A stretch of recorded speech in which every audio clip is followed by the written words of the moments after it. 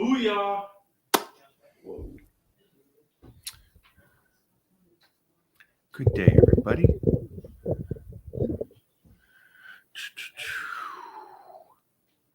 Hey, Lucas. Lucas, have you seen his new photo?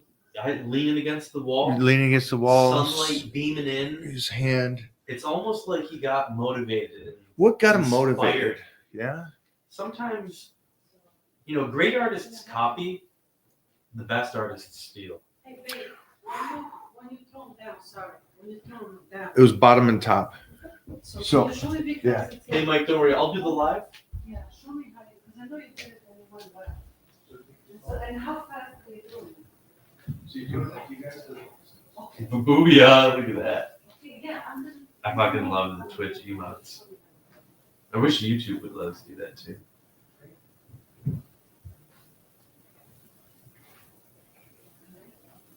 Yes, sir.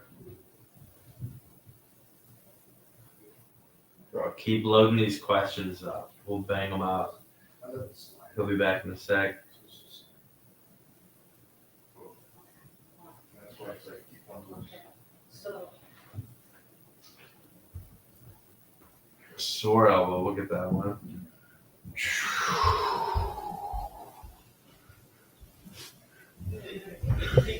What a beautiful unit. Whoa. So I just had a talk with an English production company. Excited. I like the idea the writer wrote a piece actually for me. So that was cool. Good discussion. Serge, Messi or Ronaldo? Ronaldo. What? Why Ronaldo? Exactly. A question on that. I do have a question on that. Put that down for me.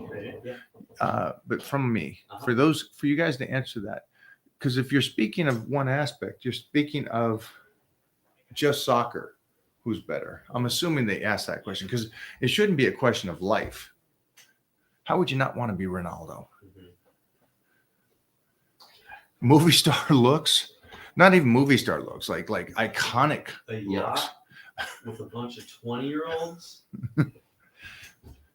Ronaldo. And he has a great personality and so No question, you're just a huge inspiration, man. Thank you, man. Thank you. Shy, you can ask a question. What else we got going on? We See, got- I like this. What do you got? Ronaldo. Yeah. Ronaldo. It's like I don't know when they do that kind of stuff. Who would you want to be? What are the football players? You got Brady and then you got Manning. Who would you want to be? Brady. The one getting laid. Yeah, Don't it's get like paid the one and that's laid. 24/7, not just on the field. That's why it's like, who would you want to have? The greatest body in the world, or be C-Bum, See? which has a great body. Would you rather be considered the best competitive bodybuilder or the bodybuilder that's getting laid in all the movies, has all the women around him? I'd rather be that guy. You know what I mean? Question. So when you're doing shoulder press, do you stop at the chin or do you go down towards the chest? I do both. When I do, that's front shoulder press. I'll do both. I'll do, if I'm going extreme power and I feel it, right? I'll even do this to where my head's back because I'm arching a bit and I'm bringing it down to the chin right there and back up, keeping it in tight. Or if you're trying to be real pretty form, then it's here, like if you're using a Smith machine. Or I go all the way down if I want to just do a whole range of motion. So the problem with me is I tell you to do all those. And then I find that the majority of mine is all the way to the chest and it's still crazy heavyweight. So Both of them. both of them. That's a common answer to a lot of those. Do you do this or that? Well, That's a good point. Jeffrey's making a point that there's a question on which one should you do, because then it makes me think that you're gonna take out the other one. The other one is incorrect to do. Obsolete. That's not in any exercise. So just so that is what I found out through the decades, is that they're both good. One may develop you better, but keep them both in there.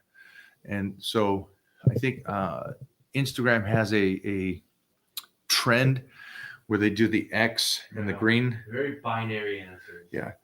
Don't go all the way down. Just go to here, because that way then you'll save your shoulders. Doesn't work that way. In no world does your body work that way. The full range of motion is the one that's going to save you longer term. I think once you like understand what you're trying to create, and then you understand what tools you have available to you, then it comes together. Instead of just thinking, oh, I have to use the hammer all the time. The hammer is the best tool to get the job done. Sure, maybe in this one situation at this moment in time, but there's all these other tools that can do a lot. So don't discredit one just because you don't really know how to use the others. Well, champ, what's the best supplement besides test to help a 46-year-old male gain muscle with a tall, lanky frame? Glutamine, in my opinion. You got that's. I'm sorry. I got pulled into your question to answer your question. What's the best supplement? I'm going to go amino acids, both BCAA, EAAs. I like leucine. I like glutamine, DHEA, vitamin D, C before and after the workout. I'd go some creatine before and after the workout. I'd also do some glutamine at night before bed. I would probably do a double shot of the amino acids, even though I do have it in my drink 24/7 on all my water. I would go some vitamin E as well. Think about some magnesium, as you well do, some calcium. Then you got some good ZMAs and GABA before bed, some melatonin.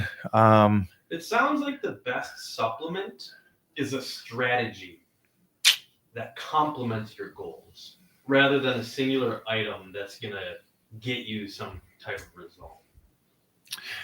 I would say that you're right. And I guess I got sucked in on the question. I wanted to give you like that one, but there isn't. That's not life. There isn't the one. And instead of giving him one, you gave him one plan. Because take out the supplements. You listed out a schedule. You mentioned the morning. You mentioned before the workout. You mentioned the nighttime. You mentioned all of these things that weren't related to, a specific answer, but it was a plan. Yeah, because he wants to, and his question here is, he's 46. So he's in society's world, way past his prime, expired. And he wants to build muscle. Okay, well, I have to take in consideration with common sense. I hope that you're still moving correctly and can do all exercises and have good range of motion. So I'm going to give you vitamins that helps also not just with muscle, but with recovery, with being able to help with the connective tissue and also retain that muscle as you're breaking it down. Because that nutrition is going to be so perfect for you at 46, and you're going to be like precise. So all those factors have to go into play. Does that make sense, my friend? Robert F. Oh man, all the boring stuff.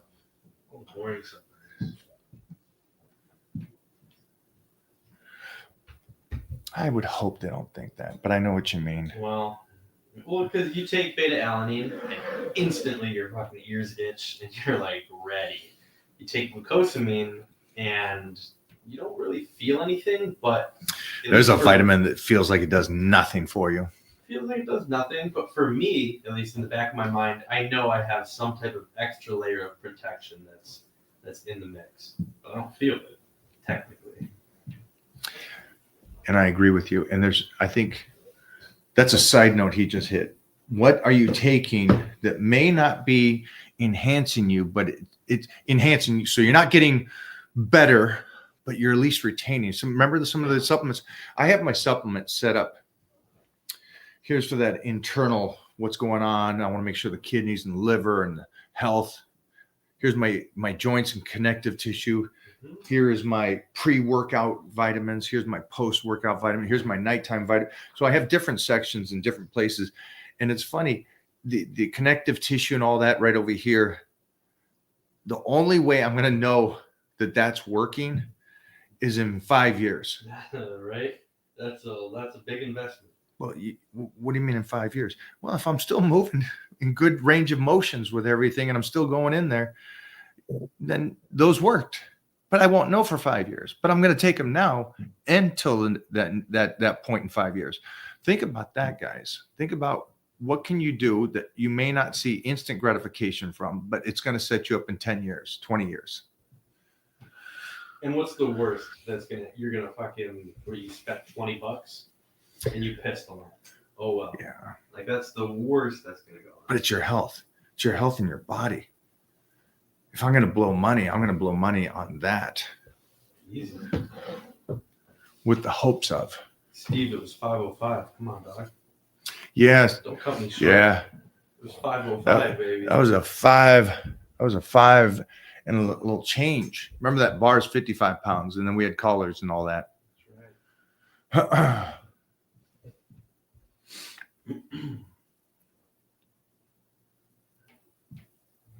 Get some more. What do we have? I don't know what a DUP program is. Sorry, don't know what that is.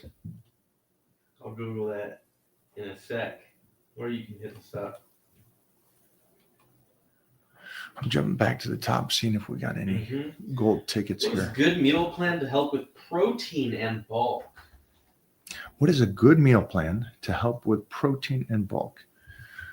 Hey, Tucker. So, well, you mean what's a good meal plan? I'm guessing for off-season meal plan. Well, you got to take in consideration where your calories need to be, and where they are now. I would take in consider where your calories are now, and then I would calculate it up from that point. And also calculate in, which a lot of people don't do, is your goal. What is your goal? So let's go off of your goal. Instead of what you are right now. I'd go off of that.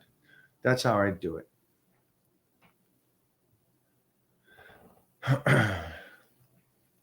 And that is where you would go to get me working on your meal plan. I see Mike O'Hearn and I Mike O'Learn. Ooh. Well played, my friend. Well played. Do you think sumo and straps is cheating? Yeah. Get the fuck out of here. Take those photos. Yeah, that's a person's opinion.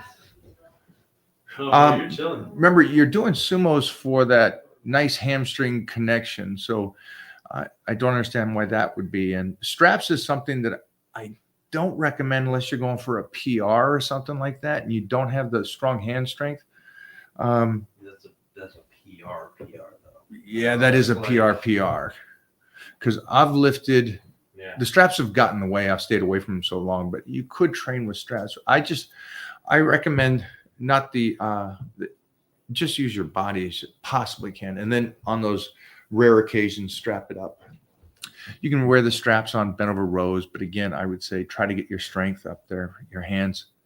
And one of the reasons nobody talks about is so your ligaments and connective tissue through the arms, through the shoulder, and into the back stay healthy instead of doing more of a relaxed and a pull. So you're strapping, right? And so now this is torqued. This whole thing, you're not really holding on anymore. Now you just it's a strap, so you can just yank it as hard as you want. And years and years and years of doing that, my common sense is that you're in lengthening those ligaments, which is going to cause issues later on. And I've seen that with a lot of guys, the elbows, the deteriorated triceps, where those indented and the nerve damage. So try to build them up. There's no cheating in weightlifting though. So I would kind of lose that concept. Here's the problem. you're on social media, but you're thinking like a high school kid. Yeah, that doesn't work in the real world. There's no cheating. If you want to use straps, use straps. If you want to do sumos, do sumos. You're also concerned with how other people Yeah. view you when you're doing that exercise, not for them. You're doing it for you. Who cares what their opinion of it is? Don't do the high school stuff, guys. Anybody here, don't do the high school stuff. You care about your time, your physique, you're building you. The opinion of what you're doing should matter more compared to people that you don't know that goes on there and says, hey, you're doing sumos. That's not a real lift. Just go, cool, dude. Great. And then move on. Is there any point in flat bench, or should I just stick to the incline? It's a great exercise, guys. I just like most of us, it was at Golds in the 90s, realized that flat bench is a secondary exercise. I would use that as a secondary exercise and start with the inclines. The great thing about inclines is, again, let's analyze the body. Most likely you have a good developed lower chest. And if you have a good developed lower chest, because you're a guy and you're born with somewhat of a lower chest, my 5-year-old has a lower chest. Develop the upper chest. Develop, delts, biceps, okay. Develop that upper chest the best you can, but keep it in. Keep the flat bench in. I know there's some exercise just you like, you have fun with, so keep it in there, but just use it as a secondary exercise. Or say, no, Mike, I'm going to make that the main exercise. Cool. Yes, you did. You made it. Brian, yep. Welcome, my friend. Welcome. We didn't finish the discussion of Luke's and his pose. Oh, yeah, Luke. Luke, find this shot. Because this kid, we got him ready, got him in shape, got him like sick. Here, take that and upload that. And so he dieted down. And what's cool about this cat is Big Johnny. Hi, buddy. What's up, man? How you guys doing? We're good, man. We're just talking about this kid that I helped get sliced and diced, and he got in incredible shape. And then suddenly, who knew? Because he was in incredible shape, he hooked up with a hottie, a baddie. Is that what they call him? And now they're living together and everything. But this kid, man, you talk about consistency. It goes back to, right, Johnny? It goes back to everything we always say. It's just the guy that does the basic work over and over again. That's right.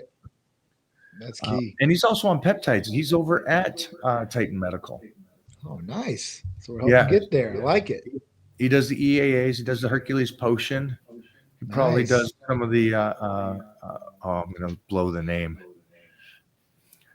When you want to blow it back out. PT 141. Yeah, the PT 141. Look at this guy. Look at that. That's good, man. It looks good, dude. It looks really good. Right? That looks good. Yeah. It's like man. Bobo How old times is he? 10. He's in early 30s. 30s? Lukey, how old are you? But he's one of those guys that really just stays consistent, stays with it. And what's cool is that he hooked up with this hottie, and now they train together. And it's cool. And I still want to talk about this. The circle of people you put around you. Yes. He's not just out there dating a girl he met, and it's okay, but he met somebody that incorporated in the health and fitness and incorporated the eating healthy, and that's a better relationship. That's the only way I ever worked. It's never dated a girl that. I mean, we can talk about your young days if the missus is not around. Obviously, we had fun, but a lot of that fun was with ones that we didn't date for a long period of time. But I never dated a girl for a long period of time that didn't exercise, that didn't try to prep meals and stuff like that. Did you ever do the 20-year-old party girl? Didn't work out, all that? Me personally or him? No, you. Forget Me. Luke. He's done. He's done. No, He's going to marry this one. He's over with.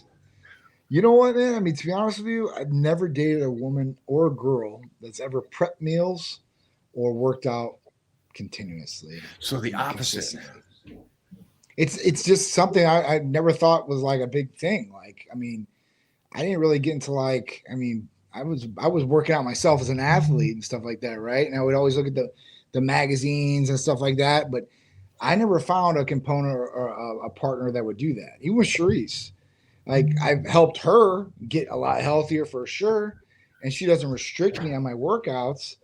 But I've seen, you know, with some of my friends that they get in a relationship with somebody and they're not exercising, right? And at that point, then they start like giving them flack for going to want to exercise or going to the gym or doing whatever they need to do. And at that point, like that person is actually holding you back or doing you harm by doing this. It's a selfish thing. It is. And I know some women will say, well, he works all day and then he goes to the gym for an hour or two and then he comes home and he eats and he goes to sleep. Well, I mean, this is something that, you know, when you start wanting to have a relationship with somebody, you usually have common things that bring you together. You guys, you know, all right, cool. And there's It's not different just how things hot she about is. you. She got a banging butt. Yeah. I mean, you know, the butt, top, bottom, TNA is what it's all about, you know. So,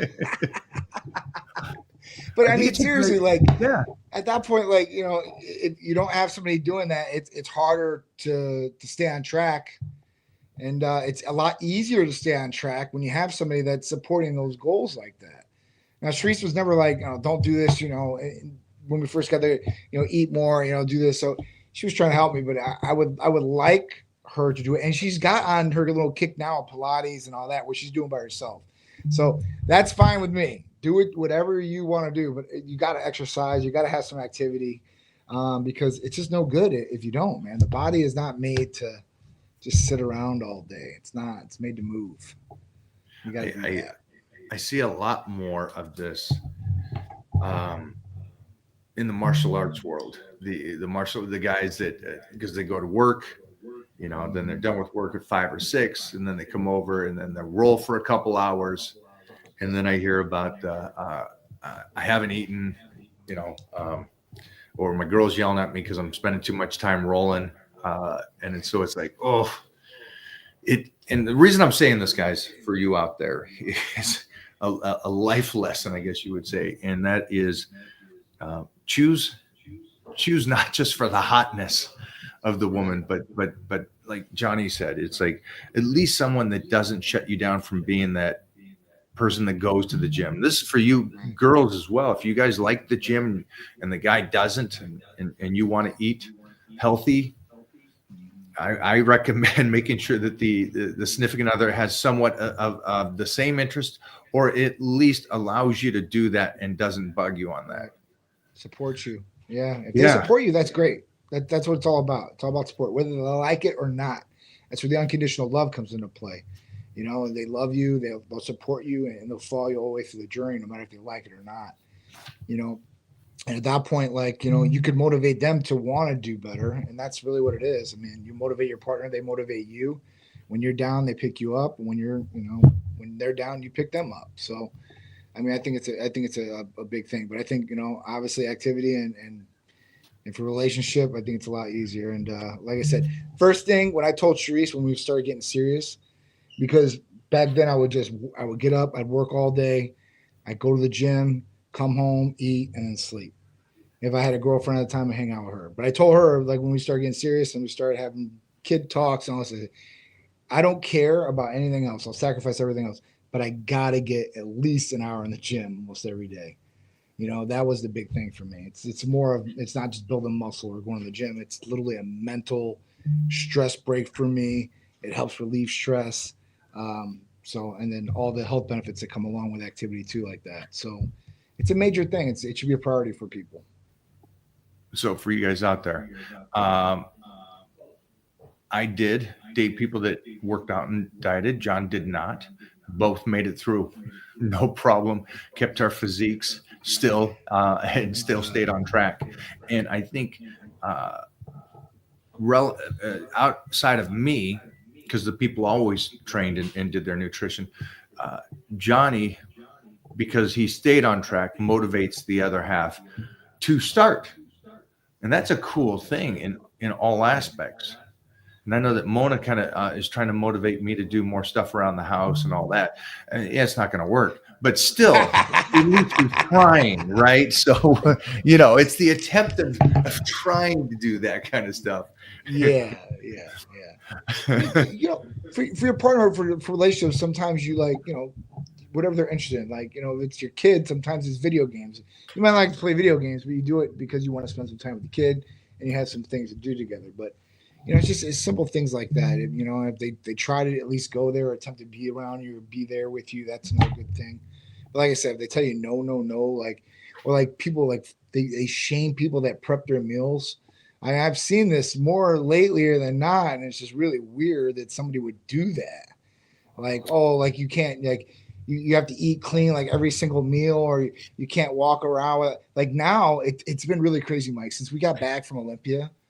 Like I've been so consistent with meals, training. Like I literally been carrying my cooler and I've been getting it on point. So it's been a good thing for me. But people are asking me now, like, why the hell are you bringing your cooler everywhere? And I got it with me, like literally wherever I'm going, because I got water in there, I got my protein drinks there, I got food in there if I need it. I've been eating my fruit. I mean, it's been on point. So yeah, don't let anybody shame you because you're trying to do better for yourself in any way, shape, or form of life.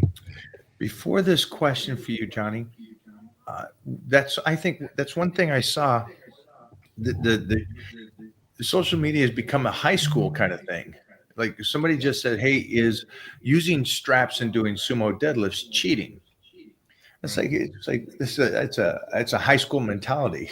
If you need to use straps to lift the weights, I'm fine. Sumos are a great exercise. In no world is it cheating. It's just a different exercise. Right. But the concept of them going, Johnny, why do you prep all your meals? Why do you do all that? Such a high school mentality. Right. It really is. I think we saw a lot of that with the politics. People going on there and bantering and arguing. It's like, hey, great job, guys. Way to go online and argue with somebody about politics that you don't even know. There's some quality time spent well. Yeah. Yeah. There's a lot of uneducated people out there doing dumb things. That's for sure. Yeah. All right. So what is the best way to break in the fitness industry and make money? What's the best way to break in the fitness industry? I guess make some cool content that gets out there, something niche, something you're good at, something that like people like. And at that point, if you do it really well and you have passion for it, you can usually monetize on it. So, whatever it is. I mean, if it's you want to work out or you're giving fitness tips or you have to have something that people want, something that you bring value of or that people feel interested in, right? Because some people don't bring any value. They just bring the dumbest crap out and it sticks. People just want to watch dumb stuff sometimes. That's how reality television is kind of that way too sometimes. So, yeah, that's the way I would say to break in the fitness industry. I mean, I would probably try to collab with somebody that is somebody in the fitness industry or do your own work. And like I said, find your niche. And at that point, start monetizing on it. I mean, that's the best way. I mean, for me, but Mike's been in the game a lot longer than me as far as that goes. So he could probably give you a lot better tips than me. I think so in my day, I had to win competitions. I had to be the best in my field in powerlifting or in bodybuilding. So it helped. And then I was unique in a sense to where I could do something most couldn't. And so that helped me get into the industry. But it was me competing that set me there. I don't think you have to compete anymore. I think it is character and your personality. You'll go through pages and some people hit because of the personality. And so I would just stay true to who you are. And just like Johnny said, the magazine now is your social media page. So put out content, be honest about the content in the sense of training and stuff. And let the personality show. So the one thing I wouldn't do is probably the continuous workout every exercise, every post is an exercise. It's just, Mona's going through my page right now and doing a complete unfollow on so many pages. It's like, I don't need to follow a personal trainer if this isn't our way to connect and stuff. So Right. just be you, be entertaining, be funny. I've seen so many kids that aren't in California anymore. They're just all over the United States or over the world that just are fun to watch, and they're having fun training, and their personalities. Yeah. Like David Lade, man, is so big, and he's such a young strapping kid. But he's got a great personality, so it's not always about the lifting. Right. Be in shape. It definitely You look isn't like you're in anymore. shape.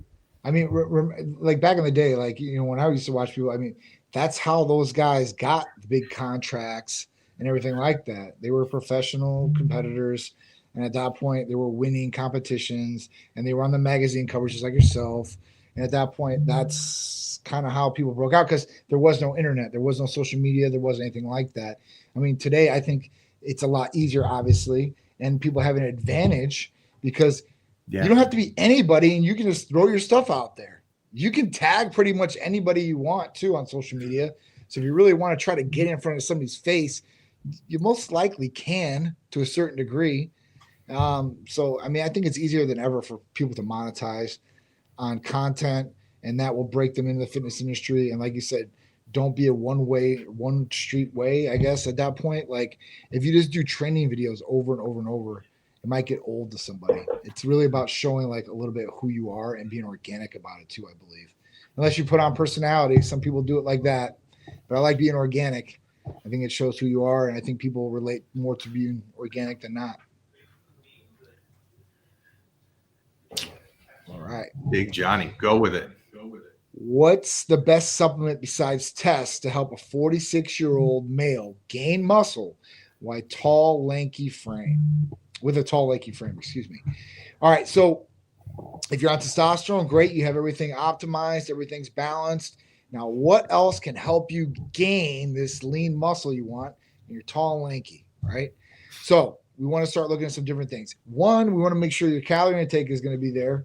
I just had this talk with an employee that asked me, like, hey, listen, I want to start gaining some muscle. What can I take? I'm already taking a Hercules on it. So I said, I'm like, listen, you got to start increasing your calorie count. One thing. That's one. Two, what supplement though? So two things would pop into my mind for somebody to possibly use to really gain some muscle. One is MK677. I would utilize this to increase calorie count, increase IGF-1 levels, increase strength, so you can build more lean quality mass, right? Especially if you're on a tall, lanky frame. That means you don't have a lot of weight on you. So at this point, this will help you get there to that degree. The other one that I would possibly look at or even possibly combine it with is testosterone. That's the other one that I would use because raising the IGF-1 levels are going to help build lean mass. And as you get older, it's a little bit harder to do this, okay? So when we talk about this, we need to really start throwing some big guns at it, per se. Maybe even IGF-1, you can go that route. And Could IGF-1, could you do the testosterone with the MK? You could. The only reason I would do They that, work differently, don't they? There's a rhyme to reason on this. So the reason I would do it is because one, we're going to increase that IGF-1 level to max level we possibly can. So that's going to help with recovery and all these other good things that go along with it and growing and creating more lean mass. The other thing is that we're going to increase the hunger. So we want him to eat more calories. So we got to increase that hunger. So that's why I would say with this one, yes, this one will be a good one. If you ask me, should I do CJC, iPro, and testosterone? I would say probably not. I'd say, you know what? I don't really see a lot more coming out of this. But MK and testosterone or MK and CJC or something like that, I see some benefit for that because, like I said, when you start stimulating, even the hexarelin, that'd be another one. And that's one of the new therapies. And at that point, you do hexarelin and MK. It'd be a little bit more inexpensive than the testosterone would. But, with testosterone, it hits adipose tissue. I like that. That's one thing that I like about it. Not just raising IGF-1 levels, which is great benefit just by itself, but actually, having that adipose tissue getting attacked too as well. I mean, that's just a benefit health-wise all the way around. Would you do this for 12 weeks and then retest your blood work at that time and then maybe change the protocol? So yeah, so I would or do it. have I the would discussion with your provider at that time. 'Cause- no. So what I would do is I would do like it just depends what kind of way we're gonna go here. So if we're gonna go a stacked way, I guess we would go probably 90 days with MK, and then at that point we can continue on with testosterone. It just depends on how things are going too, right? Like we want to check in every 28 days, make sure you're all right. How are we doing? Are we moving along here? And then at that point, after the 90, assess and say, all right, we're moving in a great direction. We're going to have to get off the MK. What can we do to hopefully just generate and recover and hit the place of this? So at that point, I would probably do an IGF-1 thing, as far as that goes. I'd do an IGF-1 for another 60 days. And at that point, if you want to go back to the MK, if we need to start, gaining some more weight still, then we can start going back on that. Every couple of months, it would cycle off the MK and go back on it. All right. So going off of this guy right here, he's 46 and tall and lanky, like he says. So there's a chance that he could do the MK with the testosterone for 90 days and then recheck in with Titan Medical at that point and try to put on that great bump up that IGF to where he's putting on some good size, some good strength, and helping his hunger. Right. And you should see some pretty good result within 90 days. I mean, just on MK alone, I think, in 90 days, you'd start seeing a good result in strength and starting to put on some quality weight, not a whole bunch of, unless you eat a whole bunch of garbage. Now, if you go to McDonald's 3 meals a day and you're hitting like 2 quarter pounders and 2 fries, we might put on some bad weight there. We don't want that. We want to make sure that we're putting on quality, lean mass and weight. And at that point, that would take you eating well to do that. Clean per se. What about testosterone and AOD? Any benefit to doing that? I would do it for weight loss. You could do that too. All right. So you're talking about, before we go too far down the road here, I want you to explain to everybody the difference between testosterone, and I think you were doing that at night correctly, and then AOD would be in the morning or twice a day from some discussions. Please explain both and what's the difference between them. Sure. So AOD is the sequence of growth hormone that just conducts weight loss, lipolysis and lipogenesis, the destroying of fat and then not storing fat, basically. So that's what it's going to do. It's going to help with just weight loss. There's going to be no IGF-1 bump. There's going to be no growth factor. There's not going to be no anti-aging effect. It's going to be purely weight loss driven. Okay. Now, when we have that, that's going to just hit weight loss. Now, if we hit testosterone, then testosterone is a GHRH peptide. So it's going to bump your natural growth hormone to raise your IGF-1 levels. Okay. So we got that working. So now the growth effect, the anti-aging effect, all that is there. So now we have that. And we have the weight loss effect as far as attacking the adipose tissue. So in terms, you're talking about expediting fat loss and weight loss as a pure result with both of these combined. And we're talking about, like I said, raising IGF-1 levels. So if you're training in the gym, you're going to recover faster. You should be getting stronger. I mean, this should all be going effect, anti-aging effect all the way around. Sleep pattern should be better. Like skin should be better. Like this should definitely, turn things around for you a little bit. If I'm correct on this, you use the term weight loss. For these guys out there, is weight loss with AOD fat loss? It attacks the fat correct? Okay. Fat loss. Right. When I talk about all these, I should probably say it should be fat loss. Yeah. I want to make sure I've got that right. And I wanted them to understand that it's not for sure. If you're hearing weight loss, I always think of that skinny fat person. I've dropped 10 pounds. Okay, but you don't look any better. You're just dropping full body weight. Where AOD actually attacks the fat guys.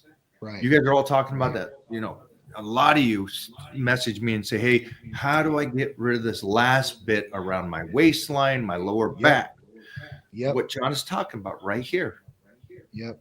This attacks That's definitely it. Especially around the stomach area. That's the most common area. For both males and females, it's the most common area for adipose tissue. And adipose tissue, if you guys don't know what that is, that's really bad fat that surrounds your organs. That's like really unhealthy. We don't want this. And it accumulates over time. So at that point, like it just keeps getting thicker and thicker and thicker. And that's how you keep getting bigger and bigger and bigger.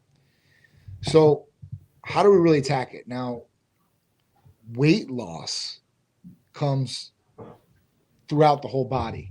There's not one area where we just say, you know what, I just want to lose weight in my arms, or I just want to get abs. So I'm just going to do crunches. It doesn't work like that, right? Generally. Now, with testosterone, No, it doesn't work that way. But it doesn't work that way, right? Yeah. But with testosterone, we can attack the adipose tissue directly in the stomach area. So that's the really cool thing that I really like about it. And I always bring it up and I always talk about it because there's nothing else that really does that. So when we can attack the whole body with weight loss, and then we can attack the adipose tissue directly, I mean, you're getting major, major benefits from these two things. And then we add in the IGF-1. So let's say you gave it an 80% shot of what you're doing as far as, you know, intensity and being with it. You probably get some good results at 80%. Now, if you gave it 100% effort, you probably get some really, really, really good results. So it's kind of up to you as the driver. I could give you the fastest car that shifts the best and is the best on the market, but it really does come down to the driver driving that car, how good that car does that lap, right? Like he can drive that car. It really depends. So, you know, it's all what you do with it, or the tools that we give you, right? You can be a really good carpenter, a really bad one. It really depends on how much you want to put into it. So, you know, it's up to you to take that stance and to be the architect of your own body. But you only have one time and shot to do this in life. So at that point, it's not ever too late. I mean, I hate to say that. I mean, if you're 80 years old and you're on your deathbed, but, you know, if you're 30 or 40 years old and you've been overweight your whole life, it's not too late. It's definitely not. I've seen people turn around like crazy.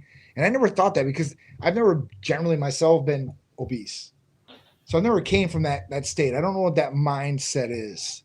Like, man, I'm obese, I'm fat. Some people call me the fat guy my whole life or whatever it is. I've never been there. So I can't step into that.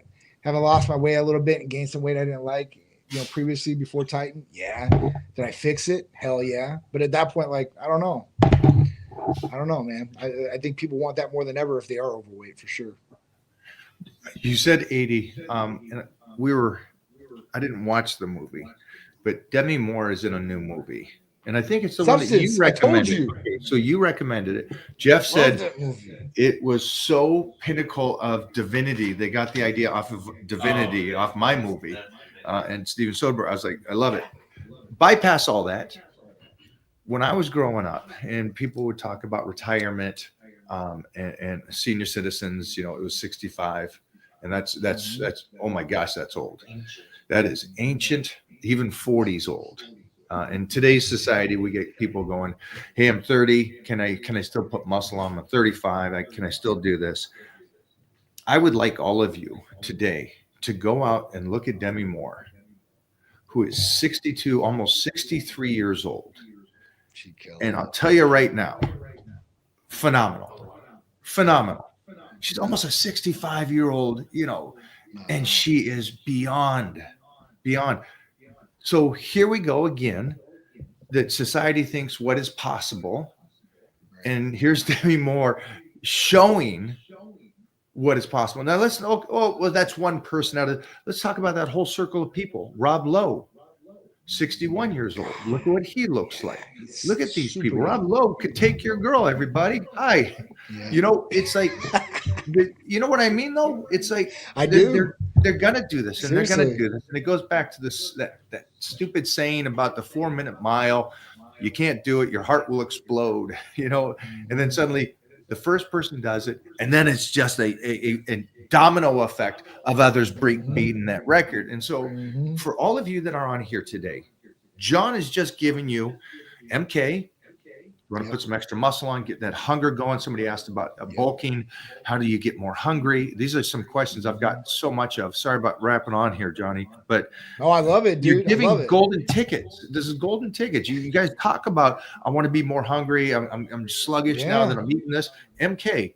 Okay, let's talk about that little bit of body fat around the waistline. Well, you got AOD and testosterone, two things that are working differently at the same time. Holy cow. And again, it's available for you guys right now, and the numbers right there to you. But yeah, it's time to start looking at these individuals that are out there and breaking it open, going, hey, you can really not just, I mean, Demi Moore's not just being active and whatever at 60, almost closing. She's closing in on 65. I know people hate when you say she's 62. Guess what?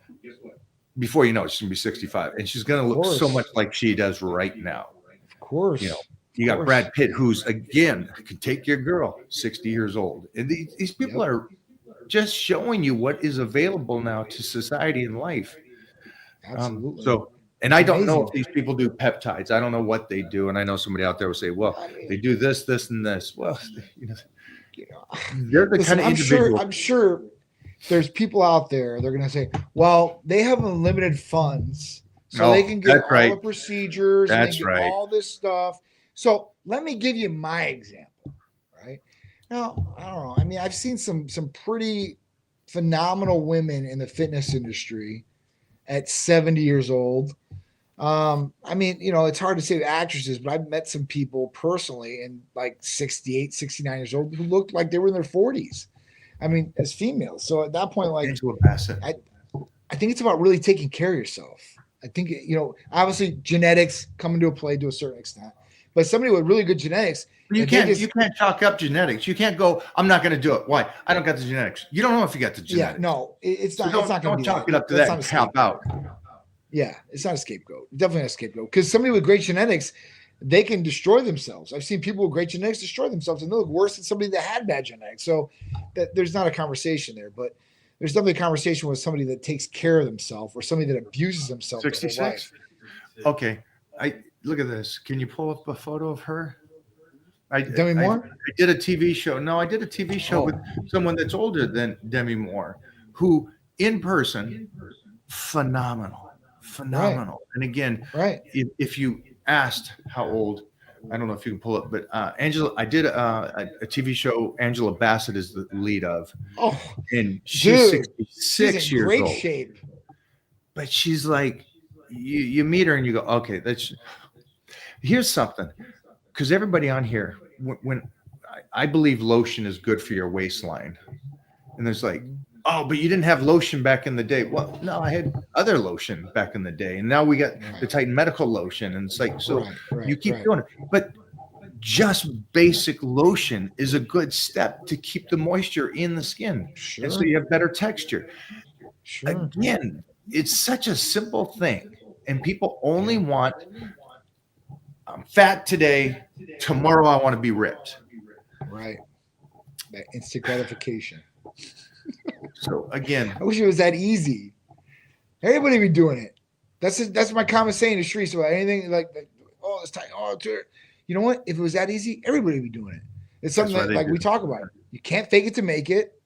You got to do the right things. You got to be consistent, and it will show. If you're not, it's going to show. Yeah. So I mean, you know.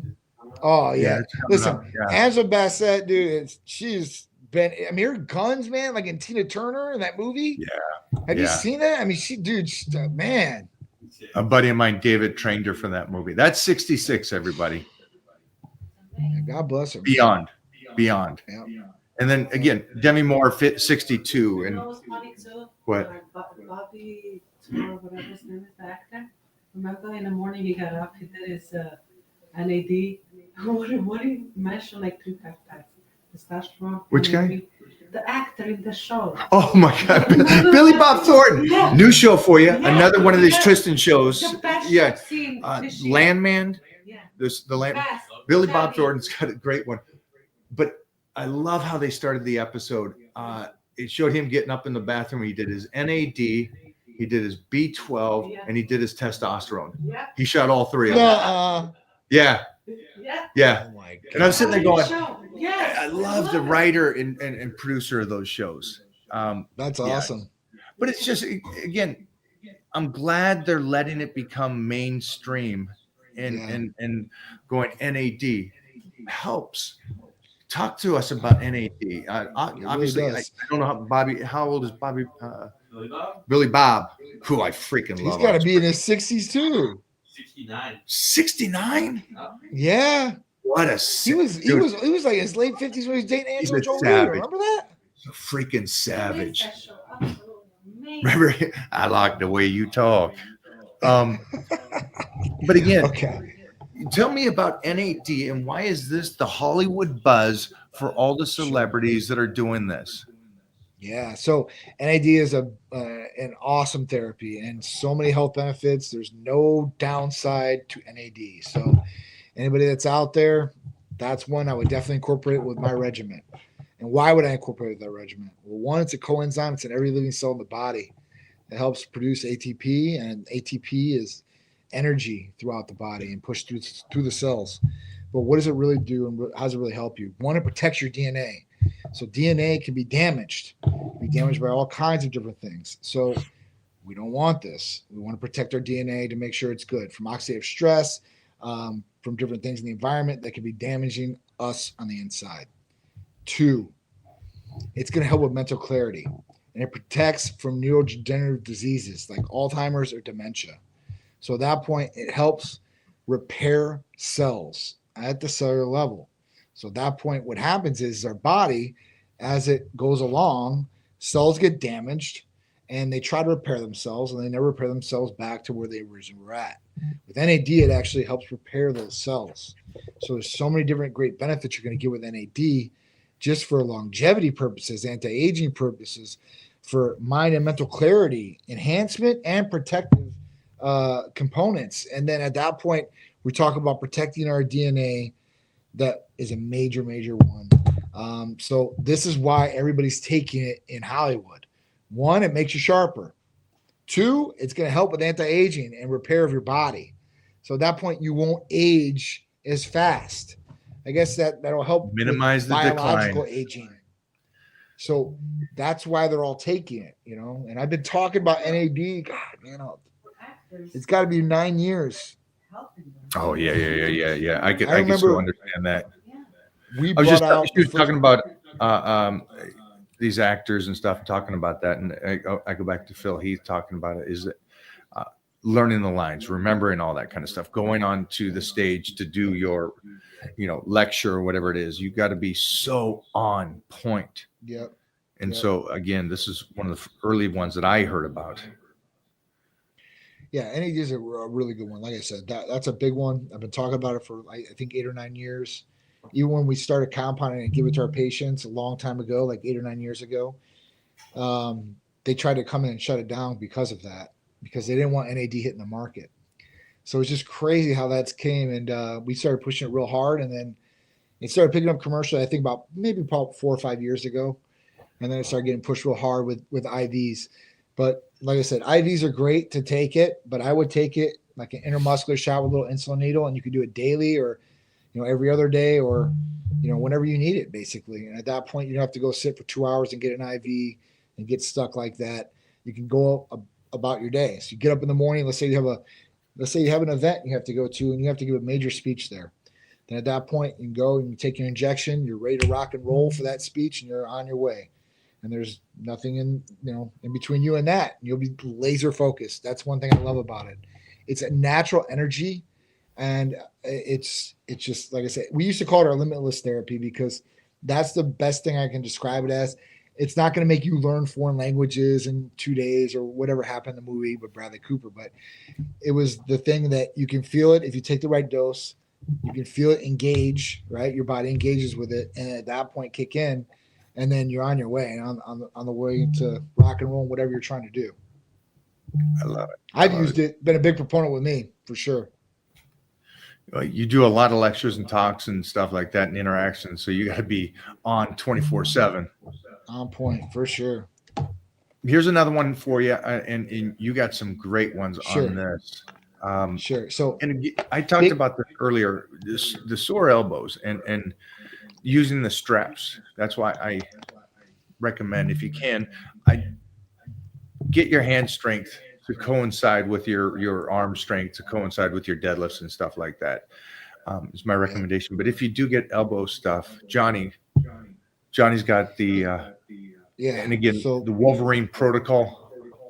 yep, that's what they call it. They call it the Wolverine protocol. Now, sore elbows, any joint areas, let's say shoulders, knees, whatever, ligaments, tendons, muscles. I mean, at that point, we really want to talk about BPC 157 and TBA 500, which are healing peptides. And the way these healing peptides really work, the main component is creating new blood vessels to bring new blood to these areas and take out inflammation in the body too that way.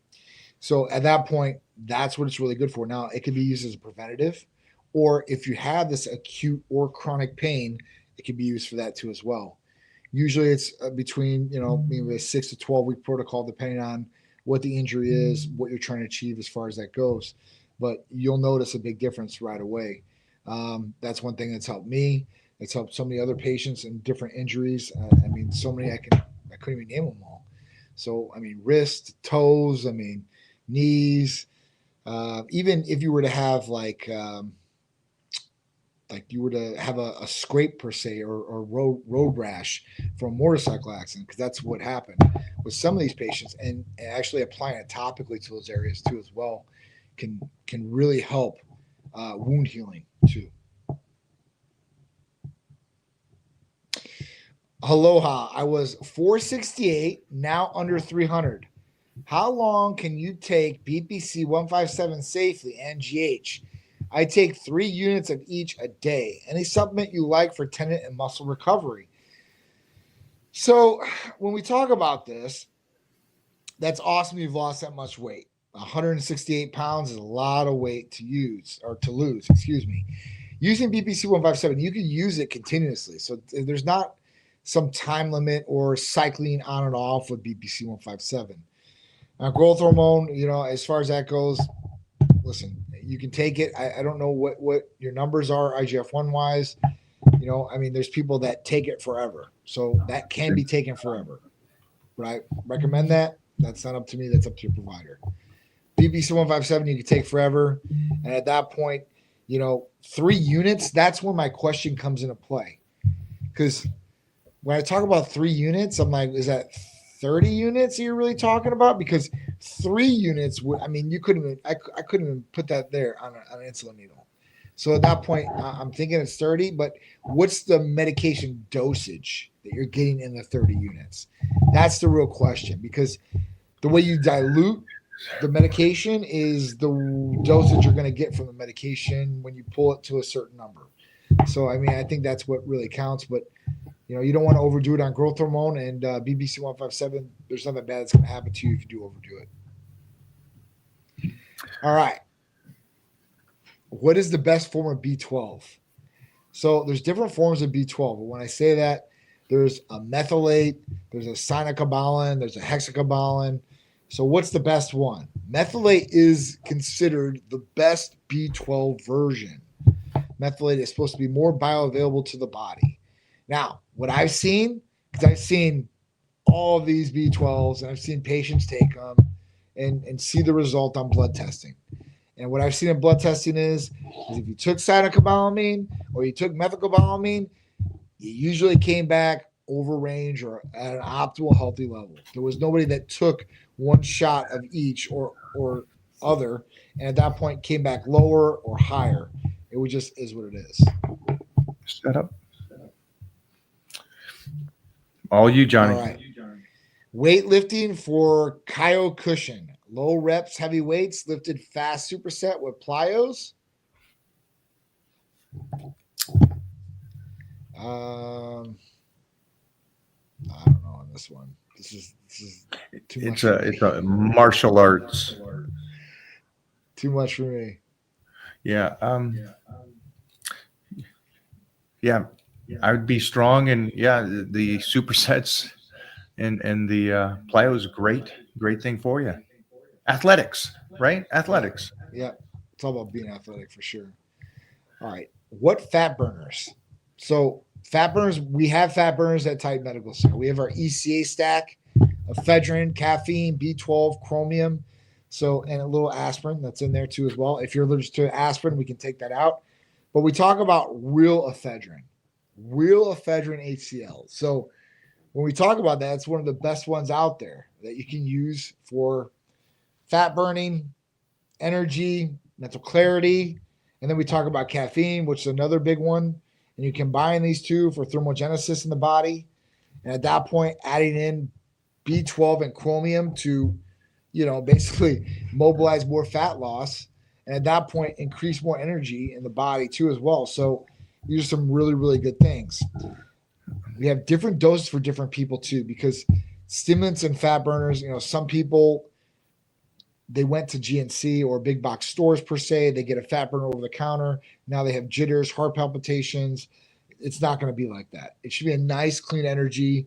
It should be able to get you through and not have heart palpitations or feeling like a ping pong ball going back and forth. You know what I'm saying? I'm sure we've all been there with pre-workouts or some sort of stimulant in our life. All right. That is true. Any advice on what to take for Charlie horses, getting them in hands, feet, and hamstrings? I'm drinking electrolytes, magnesium, potassium now. Well, that's really what I would say is potassium, electrolytes. It's a good thing. So Mary, how long has this been going on for? Charlie horses? Hands, feet. So it feels like you're just cramping and can't let up as far as that goes? Because man, what about that's... what about if you're getting ready for like a bodybuilding competition and Yep. you're at that stage where you're cramping like a lot? Would Hercules potion or anything like that be something to consider? So- 'Cause I know a lot of bodybuilders that get really I would cramped definitely up. look at something that has taurine in it too as well. That would help with some cramping, I would think. And then obviously the electrolytes, magnesium, potassium. I mean, these are things that, but depending on what you're doing, I could see somebody in a bodybuilding competition getting it like that, but like somebody that's on a normal day that, that's not really like cutting back on all these different things. So, with this, I would try to maybe introduce some taurine in there. Maybe that's for the cramping, but how much are you doing electrolytes, magnesium, potassium? Maybe you need to up that just a little bit. I'm trying to think of what a Charlie horse is. Charlie? I always think of a Charlie horse like is when you get hit and then someone punching the thigh.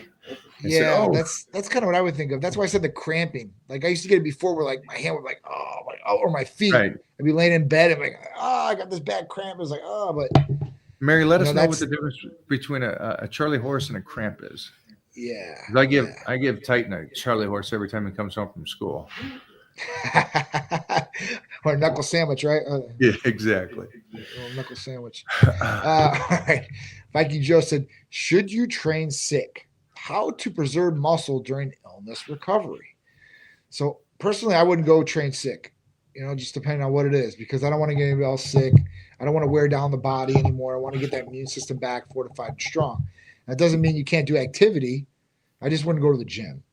I'd probably do something at home, maybe do some exercise if I could, maybe some push-ups, sit-ups, stuff like that, where I'm keeping it there. Now, if you're feeling really ill or you're burning up, you want to make sure that you're breaking the temperature per se and make sure you're recovering, because at that point, that's the biggest thing, I think, is making sure you can get your hunger back if you lose it. Because some people, like I know when I've got sick, sometimes you lose your appetite. And you want to make sure you're eating, because if you're not getting enough protein in the body, you might be going through muscle, and you don't want that. So I think if you recover properly while you're sick, if you're getting enough fluids and you're eating enough foods, I don't think you're going to lose that much muscle. So I don't think it's a big deal. I think if obviously, listen, you go train, you don't have an appetite, you don't eat anything, right? Like for half the day, you're not getting your water or anything like that. I think you're doing more damage than good at that point. Just my personal opinion. That's how I've done it. I've tried to train when I've been sick. I don't think it's a good thing, depending on what the sickness is, I guess, right? Like, I don't know, maybe it's a little head cold, but even then, I kind of just sit back for a day just to try to get my body a little bit more built up. And at that point, maybe I'll see how I am the next day. But that's me. What about you, Mike? What do you do? You're sick. You'll be fine in a day. That's what I'm saying. Sorry.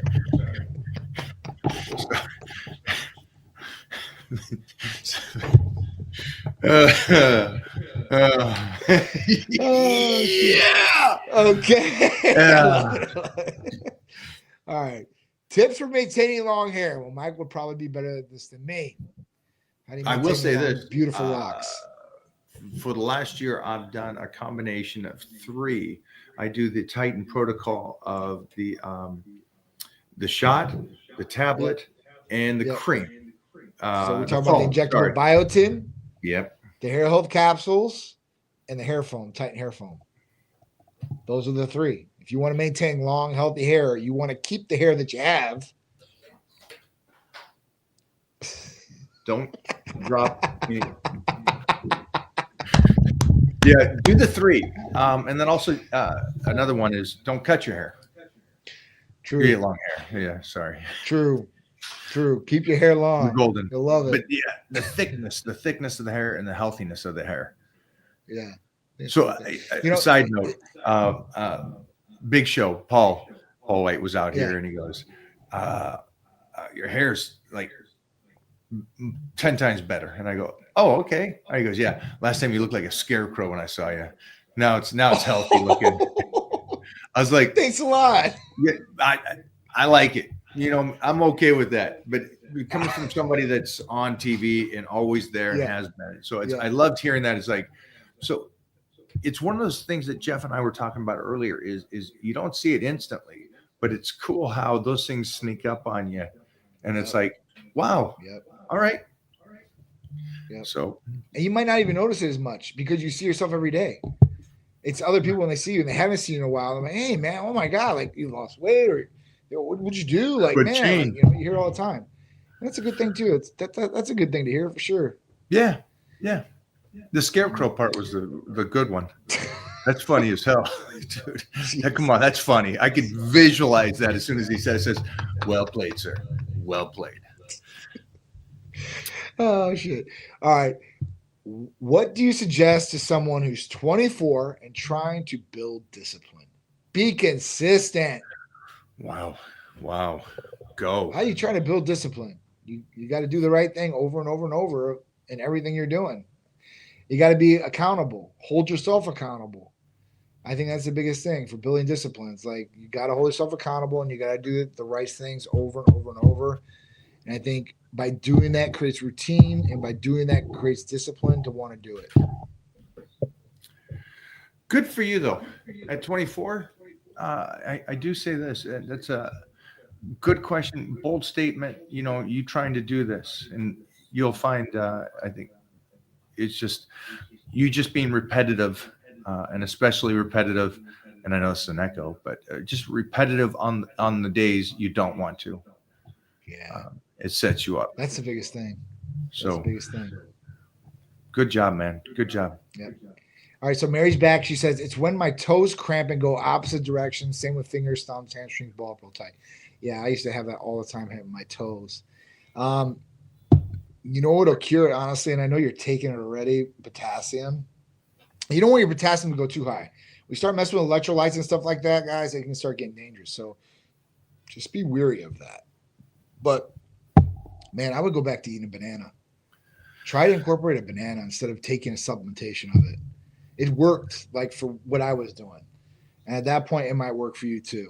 I don't know. I mean, that's the only thing I could possibly offer up, to this than anything else. Because usually that's what it is with cramping like that. Mary, will you let me know if this happens or frequently happens after a high day? Let me know if that is something too. Let me know if it's sugar. You're pretty on point during the week, and then maybe you have a high day, and then that leads to some cramping. Let me know if that is something. That could be it. I have both ACL replaced. Well, what to build stronger legs, but knees swell? Any ideas to work them other than squats?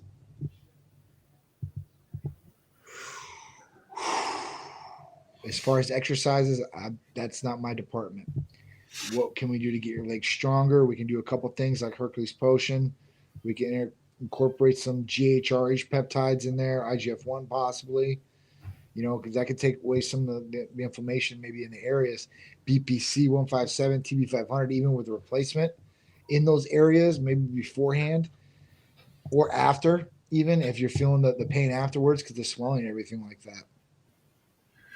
Yeah, you got him replaced though, right? Is from what I understand here. Yeah. Is that what you get, Jeff? They're replaced, and so he's healing, Replace. or it's been months and months, and yeah. Look into the peptides that Johnny's talking about, BPC, TB 500. Absolutely. Yeah, that's what I would do. But as for exercises, I would still keep squats in there, even though they're air squats or something. No weight on there, but just keep the range of motion and make sure the hips and everything in your knees are.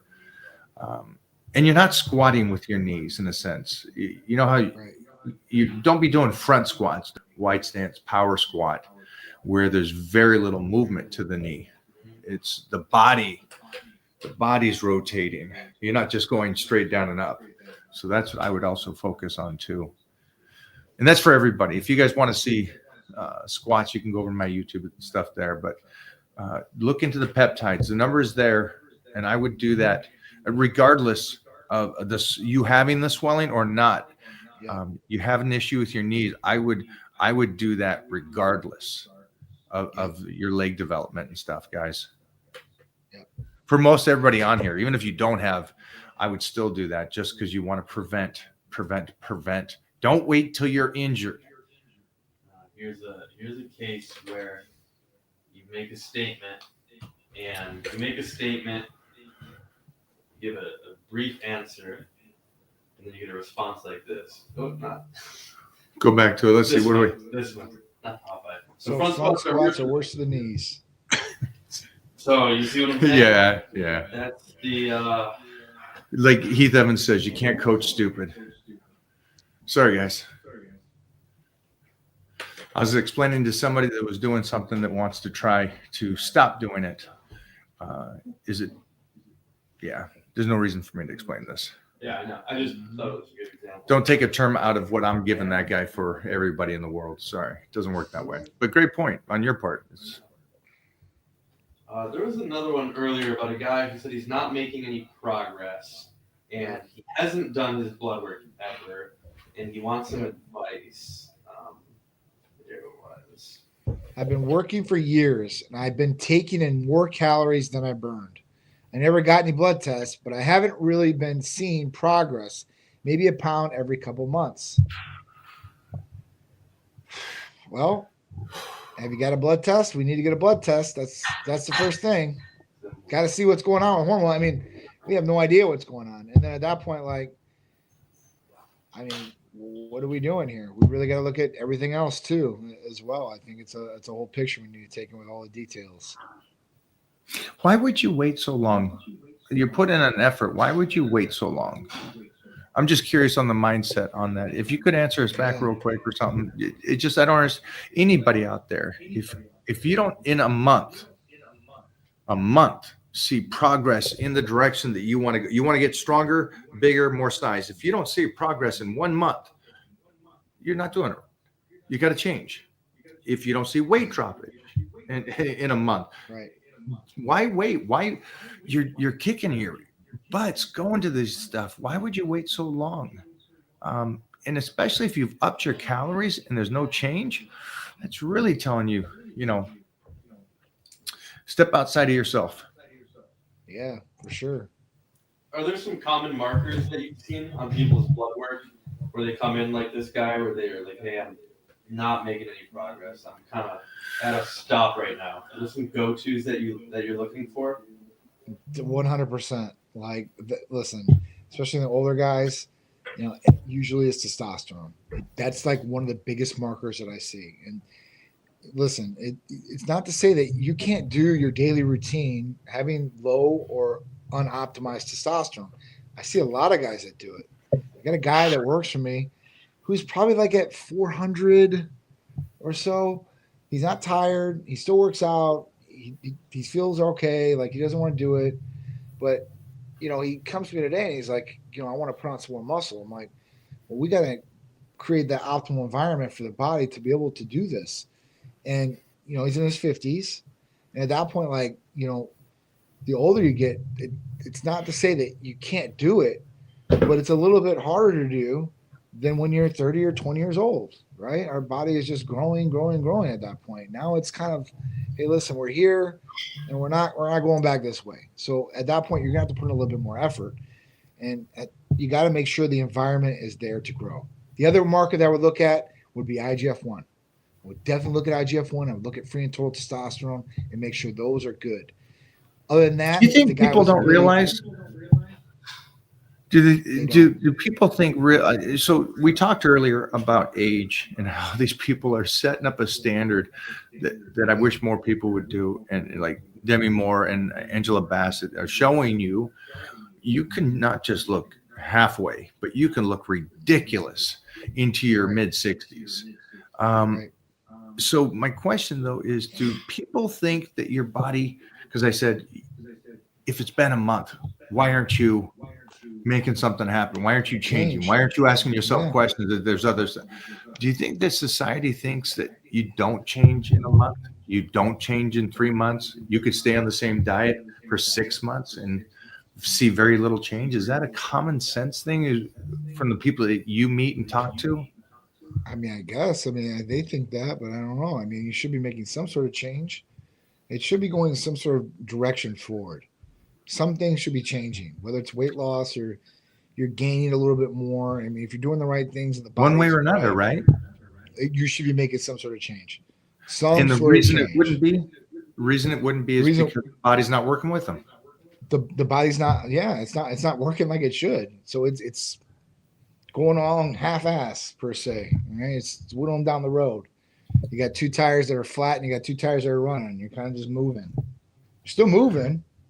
You're just not moving as fast because your 2 front tires are flat. So at that point, like, you can still move and go forward, but you're not going to get to where you want to go as fast as you want to go, and as easy as you want to as well. I mean, that's the biggest thing that I see with a lot of guys. I'm just like, I try to explain it to them, and a lot of the guys will see the big change. That's the difference, is when they've come to us and it's a very common response. Listen, I'm doing the right things. I'm eating. I'm so clean. I train 5 times a week. I have all this. Like, everything is perfect. And then I'm like, all right, listen, let's look at the blood work. And we start looking at the blood work, and these are the common things that we see. And then when we turn it around and their levels actually get optimized and they're dialed in, they thrive. It's just a total turnaround for most people in that situation. I wish energy more starts people coming back. That. Yeah. I mean, I just wish they would, because if you're out there and you're not scared to get the blood work, don't be. You're just getting blood work to tell you what you're doing. And it's like, right. I don't care if you're 20 or 30 or 40 or 70, get your blood work done. Just find out what's going on. Because I was talking about some of these 30-year-olds earlier, and the one kid changed so much. And he's early 30s, but the only thing that was off was his free testosterone. He's young, he has great T, but his free testosterone is not great. Titan Medical works with him for 4 weeks, and his body just is like burning. You hit from like a Pinto to a Ferrari. It's crazy, and he's a 30-year-old. Yeah, and again, eats healthy, trains hard, does all these things, no stress. He's a very stress-free kind of an individual. When you meet those kind of people, your stress doesn't get to him. And it's like, so everything's great. His body wasn't changing as he thought and I felt. It wasn't. And that's why I said, go get your blood work. I'm not talking to you anymore until you get your blood work done. And it comes back and I go, here it is. We could have pounded our heads against the wall for the next 5 years. You would have lost that 30-year-old body. What I mean by that is how your body functions in your 30s. Sure. Because of your ego. I don't need that. Yeah. I'm good. Yeah. Great. Yep. Great job. Who are you hurting? Who are you hurting by not getting the blood work? Right. And it's just one thing that was off. It's like one thing that was off, and now he's like, whew, crazy. I just wish you guys out there get your blood work done, do those things. Mary, tell me if that cramping is because of and that's not a Charlie horse, you knucklehead. It's a cramp. Tell me if it's happening after your high day. I agree with John. Potassium. Yep. Let's incorporate that into your meal plan so you get a little bit more. Mhm. Man, I love the crowd today. You guys fully loaded here. Yeah, this is awesome. Johnny always brings it, always does his great stuff. Phone number is right there. You do, man. You do. Man, Johnny, thank you for hanging again. Thank you guys. I appreciate it, man. As always, it's been a great Tuesday. Yeah, and Johnny's going to keep going. So if you guys got questions, jump on over to Titan Medical page, and Johnny be going live again doing some Q&As. Am I correct on that? Yep, I definitely will. So one more thing. So the therapy of the week, there's a special that's going on. Oh, nice call. GLP-1 special, semaglutide or tirzepatide, either one. Level 1, $50 off the package. Level 2, $100 off either package. So at that point, if you want more information about it, call or text us at the number below, 727-389-3220.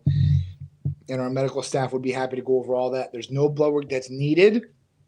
But I always say, hey, listen, better to check and know than not know. So you can get that too if you want. But at that point, the GLP-1 specials combat the over excessive holiday eating because it's coming very soon with Thanksgiving and Christmas. Is there going to be a Black Friday blood work special or anything like that they can look for? So Black Wednesday is for Titan. It's always been a Black Wednesday event for us. We're going to give out at least six free blood tests. Say that 5 times. 3 for males, 3 for females. And then at that point, we're going to be giving away free merch throughout the day and free gift certificates of $100 and free therapy. So I would definitely want to tune in or stay locked to Titan Medical Center's social media next Wednesday. All right, guys, get on over there. Watch for Johnny going live. Ask more questions about everything Titan Medical has to help you guys achieve the ultimate superhero body. And also remember, Gladiators comes out this Friday.